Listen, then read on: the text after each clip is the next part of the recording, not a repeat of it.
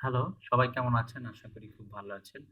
তো আপনারা যারা আপনাদের ওয়াইফাই কানেক্টেড আছে মোবাইল অথবা কম্পিউটারে, আপনারা চাইছেন যে সেই কানেক্টেড পাসওয়ার্ডটি আপনি দেখতে চাইছেন।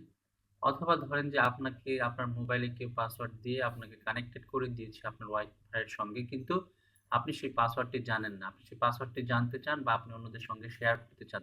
তাহলে এই ভিডিওটি আপনার জন্য। তো এই পাসওয়ার্ড জানতে হলে আপনাকে যা করতে হবে, আপনি কম্পিউটার অথবা আপনার মোবাইল ডিভাইস থেকে আপনার যে ব্রাউজারটি রয়েছে আপনাকে সেখানে চলে যেতে হবে।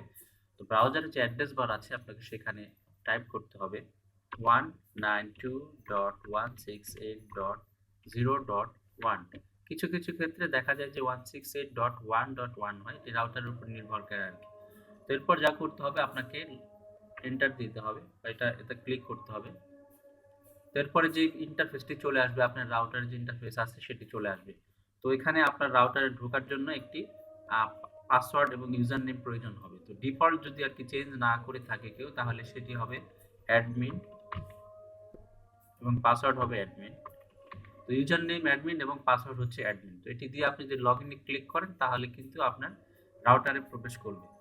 তো দেখুন আমাদের রাউটারে কিন্তু আমরা এখন এখানে প্রবেশ করেছি। তো সেইখান থেকে আপনার বাঁদিকে যদি আপনি দেখেন ওয়্যারলেস লেখা রয়েছে, আপনি সেখানে ক্লিক করবেন ওয়্যারলেসে।